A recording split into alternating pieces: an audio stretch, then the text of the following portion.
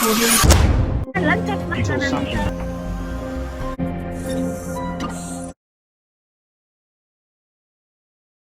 guys, Assalamu alaikum. This is a continuous version of my video which was being posted initially in December 2019. In this video, briefly I'm going to talk about in great length about few of the major issues which our Muslims in West, and which include Europe, USA and United Kingdom, we have faced and what went wrong initially. So there are many things, but I always talk about some social issues rather than going into deep economical issues. Social issues are the issues which really face for the general public, which when we go out, we were seen by the general public and how they perceive as a Muslim about us. So that's what I'm going to talk about. This video is going to help of non-Muslim Western people to understand that what really Muslims are, what went wrong, and who we really are. So this is kind of video for both sides. It's not only going to discuss the shortcomings of a Muslim, but at the same time it's going to clarify many issues which can help on both sides of the spectrum. First thing, in last few years, 5 to 6 years or even more than that, scarf issue has become big phenomena in West, which include Europe and England and in America. Scarf was in highlights in news and everywhere. So I was really concerned about that. Why Muslim women are subjected to this kind of racism or discrimination about scarf. There are different kind of media really played very tricky role into that. On the other hand, they were not showing the real picture, and our Muslim didn't even help as well. They were just talking about it's our right and it's not our right. They didn't try to clarify the whole scarf issue. What really mean by having the scarf. So I thought I'm going to discuss about that. I'm going to talk about very openly about it. So I will apologize if anything you do not like. First of all, I would like to discuss that many Muslims who came to this country, they came from the deprived part of their original countries. They were poor, they were not very well educated, they had only basic Islamic knowledge. On the other hand, they were not very well equipped to face the Western kind of a wrath or face the Western media. When they left the country and they came here, they thought that that country is not moving, and when will they go back, everything going to be the same. But that was the point where they totally missed the boat. Those countries, from wherever they came from, they moved on very fast. People become more modern. They become more, you can say that they adopted many norms of the new world and everything, and gradually things were moving on. But what really happened with these people who came to West, they didn't move on. They were stuck into those era where they came from, and that's what the things went wrong. Now come back to scarf. I have seen many girls here in West, in Europe, in England particularly. I'm not talking about everyone. I want to clarify that I'm talking about those who are very confused. What really happened? You must have seen by yourself many girls who have a scarf on their head. On the other hand, they have the tight trousers, and you can see they have a tight jeans, and everything. They're not covering anything. I'm not saying to cover it, don't cover it. This is your personal matter. I'm not going to question anything about it. What I'm talking about, this scarf thing.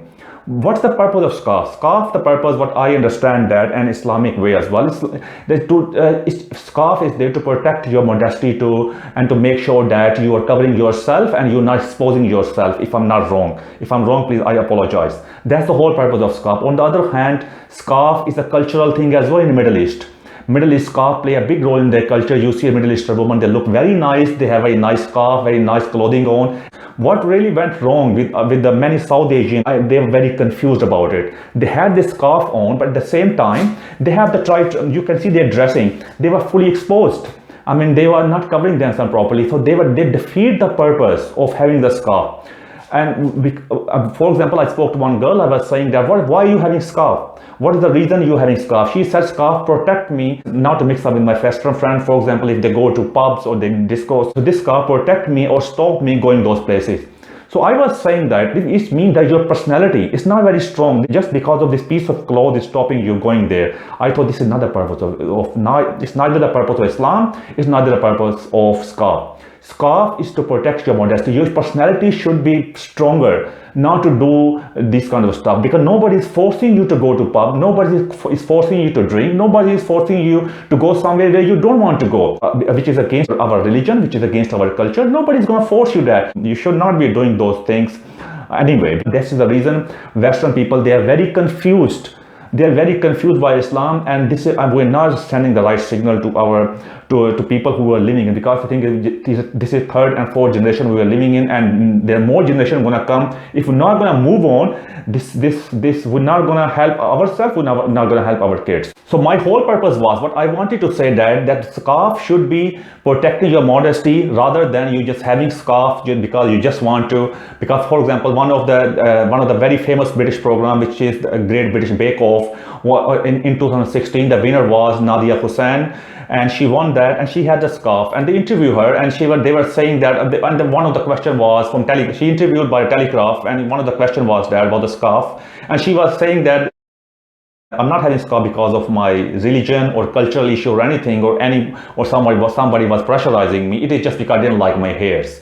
Now you can understand how confused we are, and there are many like that. We are only deceiving ourselves. That's why I would like to say that, please, for God's sake, read yourself. And I would say that these are the shortcomings of their parents, because they did not try to explain them.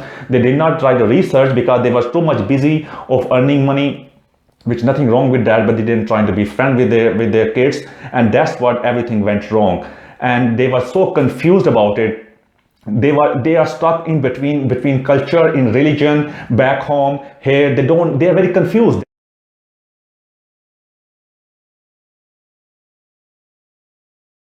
While talking about scarf, there are a couple of other issues as well, which I really want to touch base. One of the issues you must have seen in the media for the last few years now is about burqani. It is about when few Muslim women, they went to beach, and they have this full kind of beach dress on, which you call burqani, and they were uproar about it, and especially in France and in Europe. And the people at the beach, they did not like it, and later on there was a kind of a ban, and after there was so much negative media about it, and Muslims were on the spotlight again. I would like to say that I would like to address, first of all, to our Muslim people, especially women as well. You need to understand that these countries, we are living in Christian country.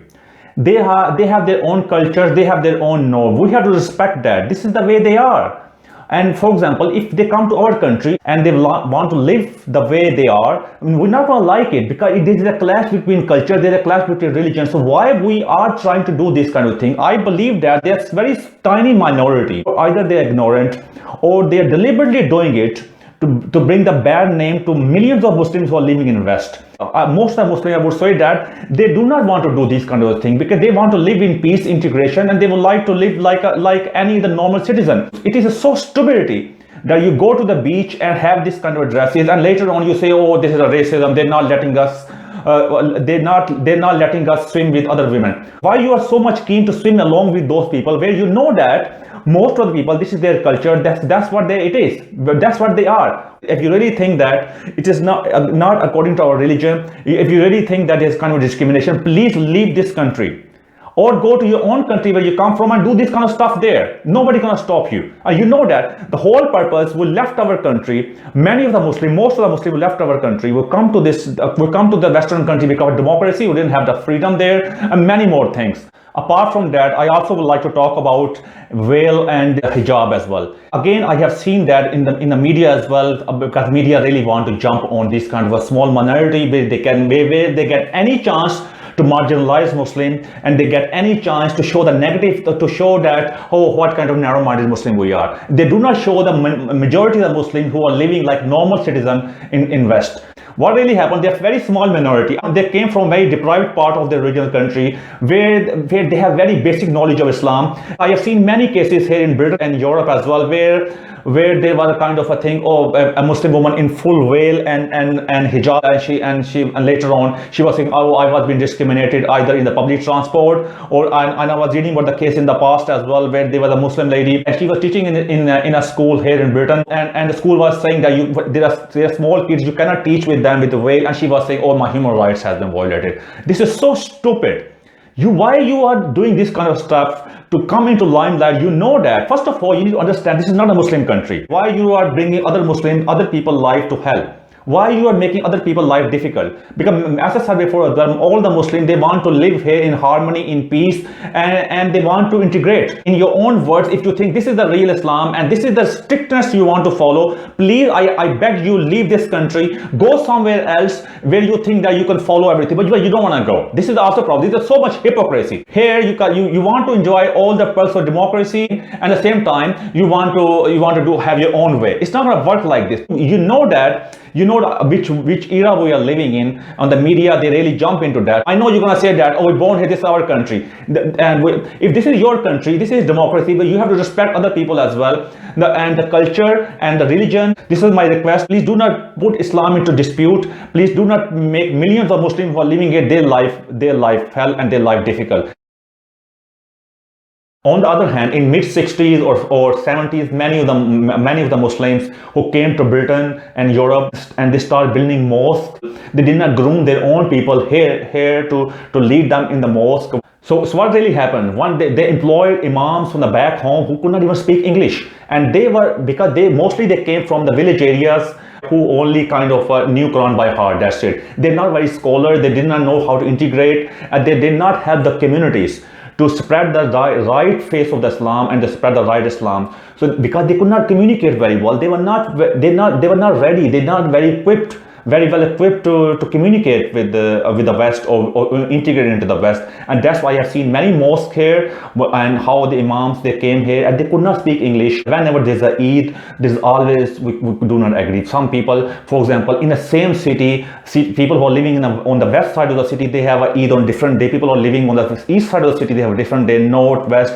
in the north of the country, people having different kind of Eid. What kind of a message we are sending to the Western people where we are living? What we really need to do that, we need to show them a unity. We need to show that Islam unite us rather than Islam is dividing us. We are showing them that we are divided in ourselves, and West got the very wrong side of Islam. Islam is very peaceful religion,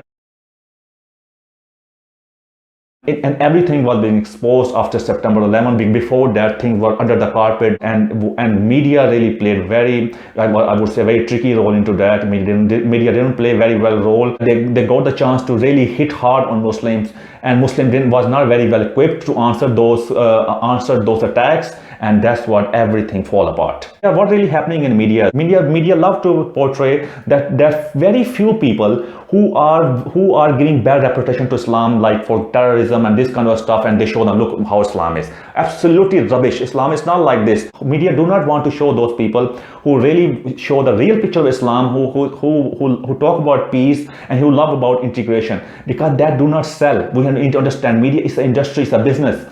Media negative news and this kind of breaking news sell very fast. So we need to understand that we need to be very well equipped to face the media as well, and we really need to penetrate our message very well that this is real Islam is.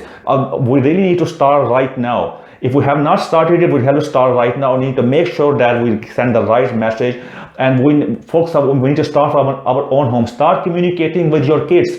And for the scarf issue or kind of religion issue as well, but try not to be. What really happened, they are very confused about many things. Mostly girls are very confused. They do not know what to do because they do not know, because they don't have an inspirational figure in front of them.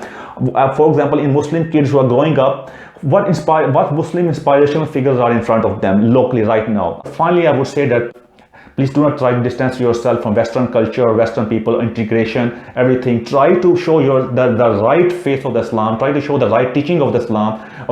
Try to show the right teaching of Quran and Holy Prophet, peace be upon him, and explain that this is the real Islam. And we already lost a lot of ground, but not everything has lost. So please, we still have a chance to make sure that we move on and show the right face of Islam. What we need to do now, because this is our third, fourth generation, we need to work hard now. We need to pick up the pace. We need to make sure that, first of all, start from our mosque. We have to have imams who really groomed here, who are very well educated on both sides, Islamically and locally as well. and they totally understand they totally understand the culture, Islam very well, and they can integrate, they can communicate with Western people, they can communicate with non-Muslim easily, they can communicate with the new generation who are social media generation. So they can, so people will get the right message of Islam. Thank you very much for watching this video. If anything you did not like, I apologize. Thank you.